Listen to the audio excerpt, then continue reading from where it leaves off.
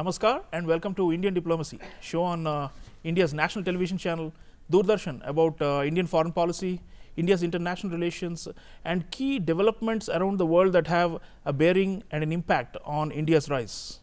Viewers, this is a special episode where we are taking a close look at the phenomenon of multilateral diplomacy. The idea of more than two countries coming together based on shared interests and common problems to help remake the world in a better way. This is the core of multilateralism and has existed for many decades, but is lately struggling. And so, we are discussing multilateralism in all its different manifestations and what future does multilateralism hold. And to discuss this, I am very privileged to introduce you to a very distinguished former Indian Foreign Service officer, ambassador and former Indian permanent representative to the United Nations, Ambassador Ruchira Kamboj. Ambassador Kamboj is a very well known face, a most articulate voice of India on the world stage for a long time, and she was our High Commissioner to South Africa, Ambassador to Bhutan, and retired as our permanent representative to the United Nations. Ambassador Kamboj, welcome to Indian Diplomacy. Thank you, Sreeram, for those very kind words, and I'm delighted to be in your program, and my greetings to all your viewers. Right. Ruchiraji, if you take the big picture view of multilateralism as it is today, it's very grim, and you yourself have been highlighting many of its flaws and deficiencies and inadequacies over the years during your career and after as well.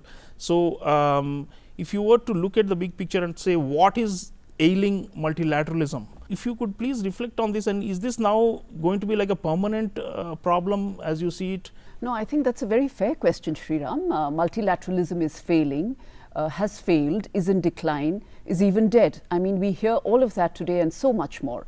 And I have to admit that it is not entirely wrong, because if you look around you, there are so many conflicts raging around the globe, much more than at any other time, as we are told.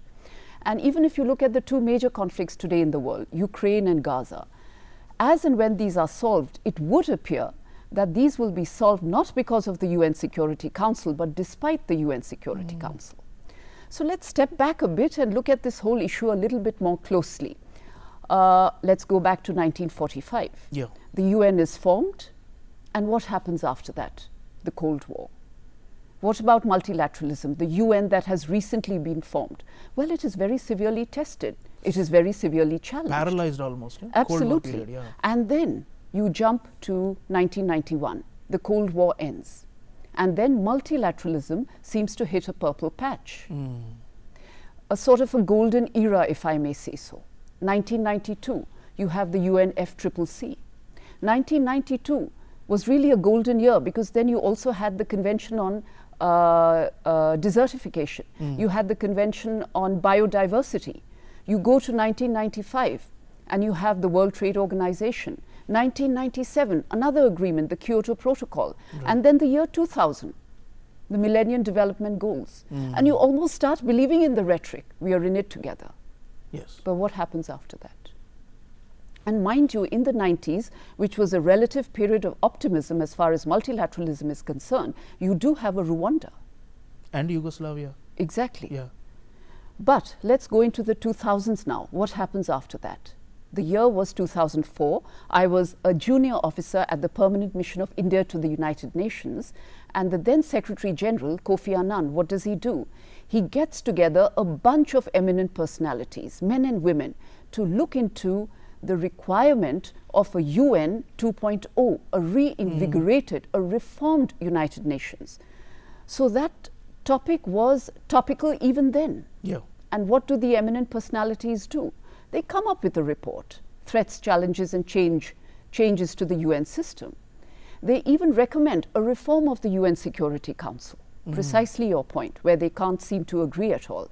They come up with a Model A and a Model B, a Model A that argues for comprehensive reform, including a reform of the working methods of the Security Council, and a Model B, which is an expansion in the elected category only, the quick fix Band-Aid reform, to which we are opposed. So the point I'm making is that multilateralism has never had a steady, smooth advance. It's always worked in fits and starts. So what you're seeing today is more of the same, albeit or a more exacerbated version of it, because now yes, the so-called new Cold War. Many more conflicts Yeah. in the world today. The SDGs are falling behind and all of that. But despite all of that, your question whether it's all gloom and doom.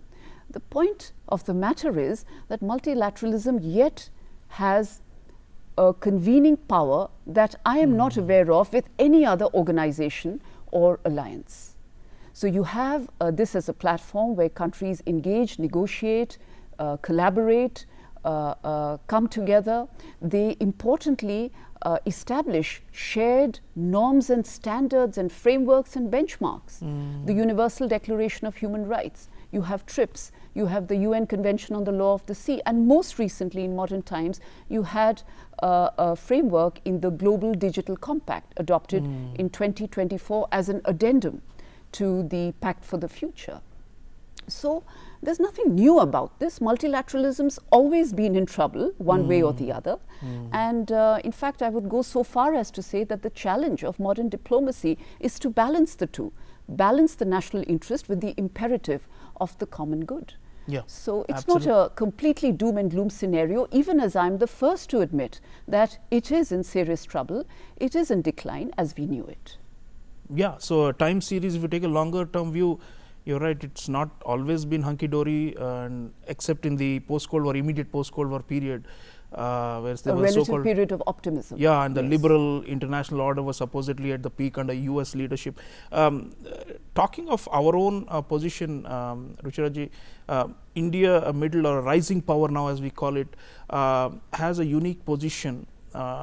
You were helming it when we had a non-permanent seat in the Security Council, and now the question really is, what is India being able to do in this kind of a very volatile and uncertain era for multilateralism? And to start with, let's talk about the big universal organizations like the UN, where we have shown a great deal of responsibility, invested a lot of our diplomatic energies and shown leadership on many fronts. So how important is a country like India, you think, in this current phase of multilateralism, which, as you say, is in big trouble, but we are keen that it is reformed and that it's fairer, and it also addresses the needs and the interests of the weakest countries. So let's talk about India's unique role and position as you see it as a practitioner. You've seen it yourself. You've been our main voice and face on this matter. How can we demonstrate our capability to be a bridge in this extremely divided and broken or world where there seems to be no international community per se? Yeah, Sreeram, I agree with you. So let's break it down a little bit. Let's look at the rising powers, the emerging powers, and the middle powers. So do they have the power of the veto in the UN system? No, they don't. Do they have the economic might of the P5? Not yet. But what about leverage? What about influence? They have that quite considerably. And let's look at India, because that's specifically what you've asked me about. Well, the voice of India, as I saw it when I was myself at the United Nations, and earlier in 2014, when I was also at UNESCO, the voice of India really matters. And why? Because it is indeed a bridge builder, not just a cliche, but it is a fact. You can talk to the developed countries, and you can equally talk to the developing countries. And you have credibility. You're seen as an engaged player. You're seen as an empathetic player. So India's voice really matters at the United Nations. Now let me give you 2-3 very quick instances as I saw it at the United Nations. Let me take you back to October 2022. India was in the Security Council, and we were chairing a very important and a high-profile committee of the Security Council. And what was that? That was the UN's Counter-Terrorism Committee. We had earlier flagged counter-terrorism as one of our key priorities during the presidency of the Council. So what do we do? For the very first time in the history of the Security Council, mind you, we bring all 15 players to India for a special meeting of the Counter-Terrorism Committee. In Mumbai, it was in Mumbai, I think. Mumbai and Delhi. Yeah. And mind you, not just representatives of the Security Council, ambassadors, which is very critical, but we also got 6 ministers in that mix. And it was a 2-3 day visit, you're right. The first day was in Mumbai, when all of us ensemble paid homage to the victims of 26/11. It was a very poignant ceremony. I was there myself. And on day 2, we come down to Delhi for the substantive discussions. And you know, as well as I do, anyone knows that what good is a meeting without an outcome document? And we had been working behind the scenes for that outcome document, which was eventually adopted by all 15 members of the council unanimously. Including China, which historically has been Absolutely. a stumbling block for us on counterterrorism. Yes, exactly. That is the point that I was myself going to make, including China, including many of the others, on an issue as sensitive as terrorism, where, as you know, and our viewers will also know, you are yet to agree on a definition of terrorism in the United Nations. So what do? You get all 15 to adopt a declaration called the New Delhi Declaration, where all 15 unanimously agree that terrorism is an evil. It's a pure evil, and it must be stamped out unitedly, no matter who commits it, no matter where it is committed, no matter when it is committed. And you also get them to focus on something very important: the misuse of new and emerging technologies by terrorists, including the use of drones, including crowdfunding, and including the use of social media. So that was a very substantive statement, and India could manage that. Because you are a country, you can talk to both sides, and you can convince both of them too. And then I'll take it a step further. December 22. We were the president of the Security Council. We got the opportunity yet again, a second time, to set the tone and agenda. And again, counter-terrorism was something very important for us during the course of that presidency. So what do? We further the New Delhi Declaration, and we adopt a presidential statement with all 15 members on board on counter-terrorism. Now, let me indicate to you a little bit of the drama that went on behind the scenes. As the president, you circulate a draft presidential statement. You have several rounds of negotiations, not one but several, understandable because of the polarization. Then you have a draft that finally emerges. You have several iterations of the draft, several iterations. And finally, after that, your draft undergoes many rounds of silence procedures. So much so that you're not sure whether you'll be able to adopt it, which is more the norm in the Security Council then than what is normally the case. More often than not, unanimity is not easy. So just at the very nick of time, through several rounds of negotiations, talking to countries again and again, convincing them, you have a presidential statement. And that really is a tribute to the moderating role that India can play. And to set the matter in perspective, let me also draw your attention to the fact that in August 2022, the Black Sea Grain Initiative was really a big thing. Everyone was talking about it at the United Nations, which was focusing then on humanitarian activity, given that they couldn't directly negotiate in the conflict. So there was an air of optimism. So we were told as council members, let's have a very short statement, not even a presidential statement, on the Black Sea Grain Initiative, lauding the UN and the Secretary General for this initiative. But it wasn't possible. But when India was the chair of the Counter-Terrorism Committee, and when India chaired the Security Council in December, we managed to get all 15 members of the Council to agree on a statement and a declaration. And lest you think this is only in the Security Council, when we stepped out of the Council and were one amongst the many countries in the General Assembly, we spearheaded a very important resolution on peacekeeping.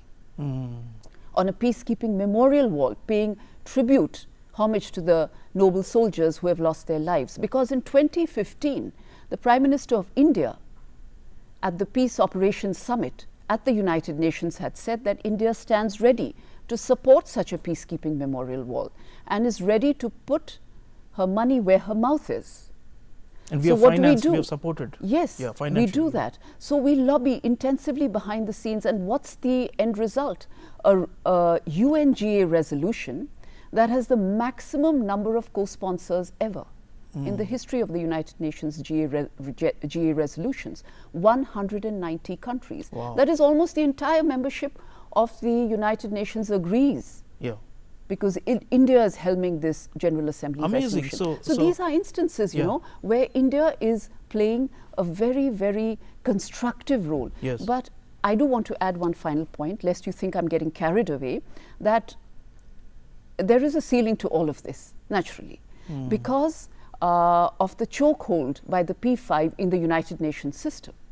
At the end of the day, any resolution, no matter how well it is crafted, can be axed by the P5 in the Security Council. So it's not like you're rewriting the rules of the game, but you're trying to carve out a space for yourself within a rigged board. Well, that's very articulately put.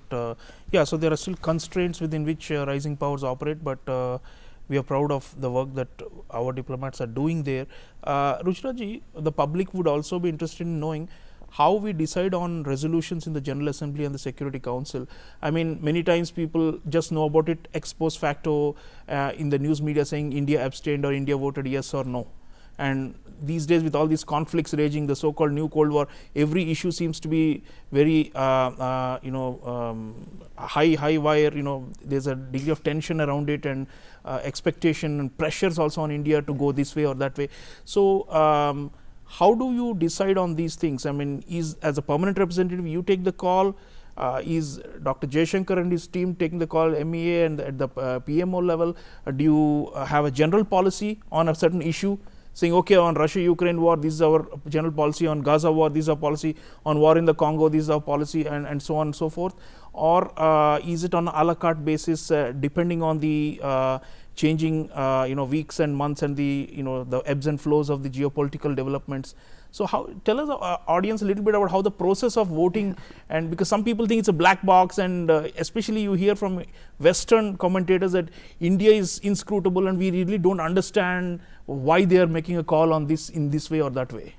No, that's a very interesting question. Well, I would say the short answer to that is teamwork. Frankly, Sreeram, I am not aware of any permanent mission in New York or in Geneva for that matter that would be able to take its own decision on a critical issue. It just doesn't work like that. The permanent mission in question, it is charged with the responsibility of tracking developments on the ground. And we do our work very well, very thoroughly, that is our work.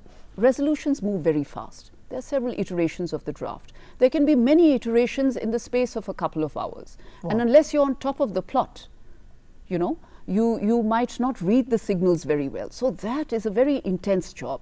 So the permanent representative, as the leader of the team on the ground, makes a very carefully considered recommendation to the ministry. And then, of course, it is the larger establishment that kicks in.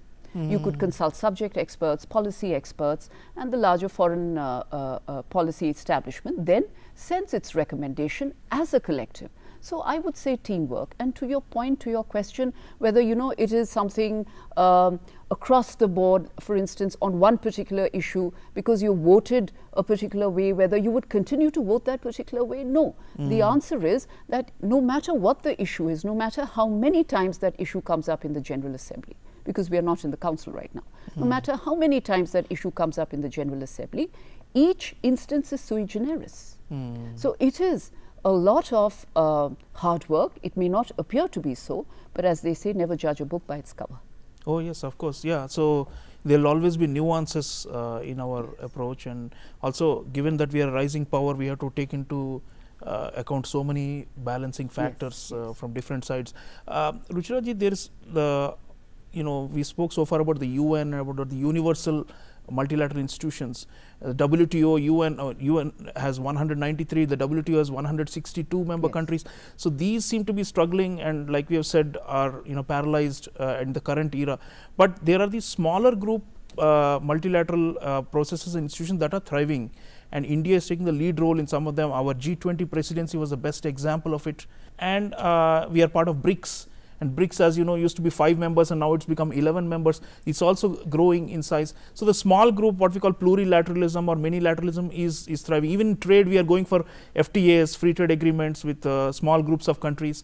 So is this the future of multilateralism, which is relatively going to be cocooned from the broader divisions at the universal level? So is small group multilateralism something that you see as the main and the viable path going forward? No, I think that's a very interesting question. What I would say is that this trend towards minilaterals and plurilaterals, it's real. It's here to stay, at least for some time. And I think it's a positive trend, because if you look at the issue-specific coalitions, we know all of them, so why name them? All of them have many advantages. You have countries where interests seem to align.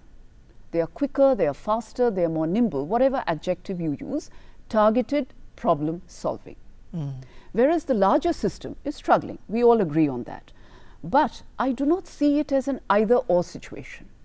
I don't see it as that. I think the one can complement the other. So you have the larger system for its universality, for its convening power, and quite frankly for its optics.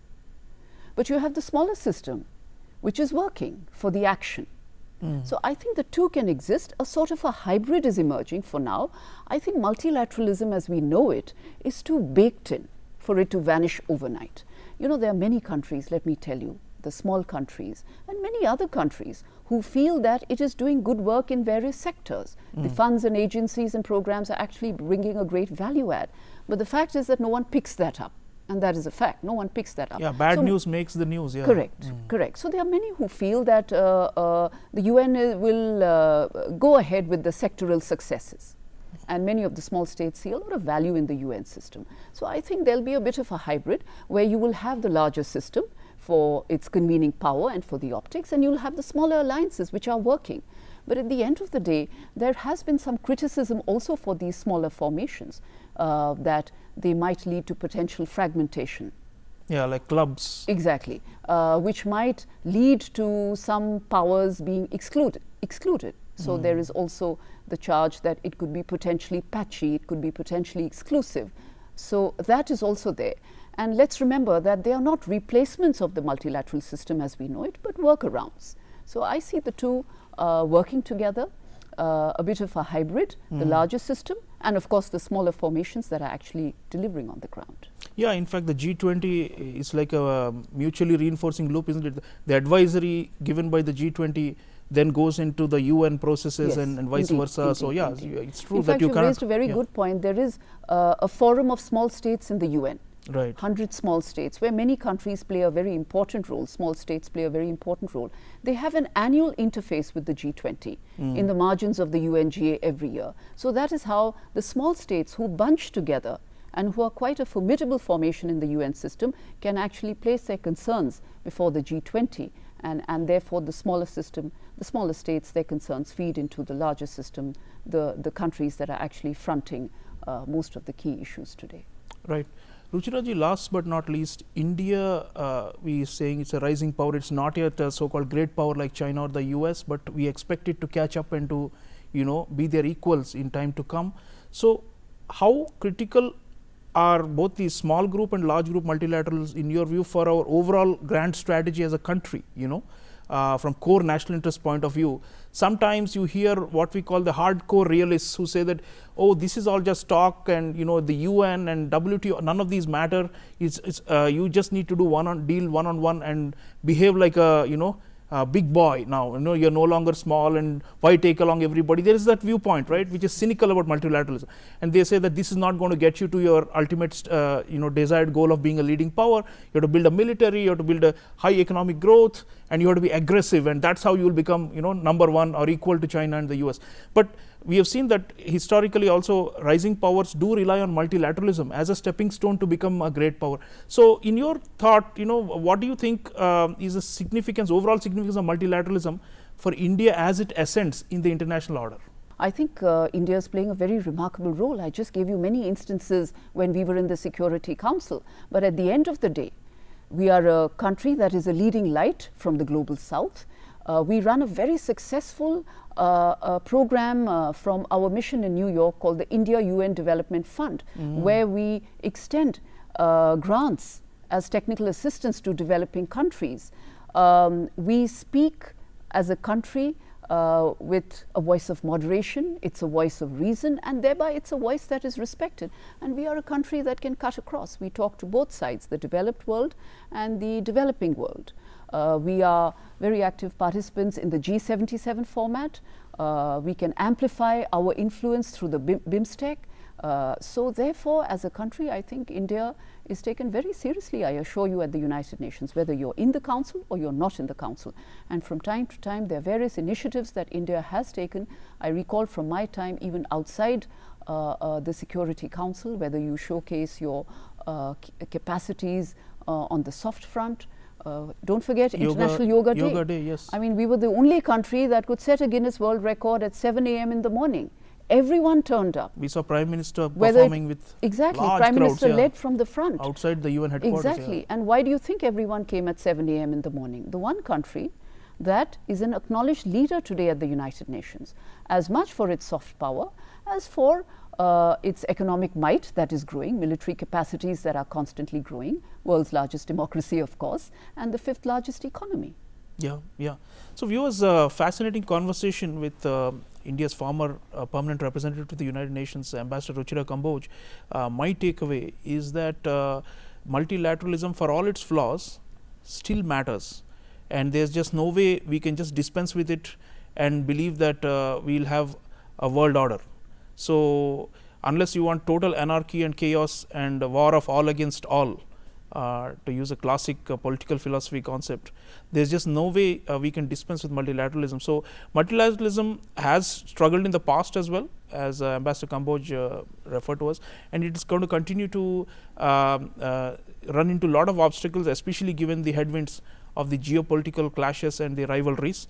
We have a trade war on one hand, we have burning hot military wars on the other hand. So the UN system, the WTO, most of these organizations have the plates full in terms of the crisis, and they seem to be not up to the task. And but on the other hand, the ray of hope, as Ambassador Kamboj mentioned, is India and countries like us who come together as emerging powers, rising powers, and we are actually voice of reason. We have a neutral and a balanced position on most issues, and we think about the larger good of humanity and about maintaining some semblance of a so-called international community.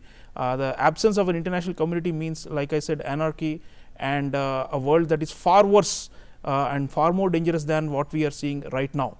So yes, a lot of worries and concerns about the UN as well as other multilateral institutions, but there's also hope that as India rises, as we become more prominent, especially through economic growth, through military might, but also through our diplomacy, not just the bilateral strategic partnerships that we have with key countries, but in multilateral forums, all these will add up to India's rise. So let us continue to have faith in the processes. Small group multilateralism, already India is shining.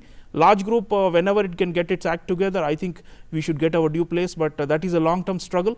Let me thank Ambassador Kamboj for joining me today. Thank you, ma'am. You made India proud so many times, and we feel so honored. Thank you so much. It was a pleasure. Thank you so much. Viewers, multilateral diplomacy is something that we can only ignore at our peril. We have to make sure that these processes continue, because our place and stature in the world rises concomitant to the kind of constructive role that India plays in these organizations. It may be a little intangible, it may be moral, it might sound like grandstanding, but there's much more substantive work that India is doing, more than just the optics or the talking. So let's continue to cheer for India as we place high emphasis on multilateralism as a matter of principle, because that is how we are able to make this world safer and more prosperous. Thank you for watching. I'll see you again next time. Until then, take care.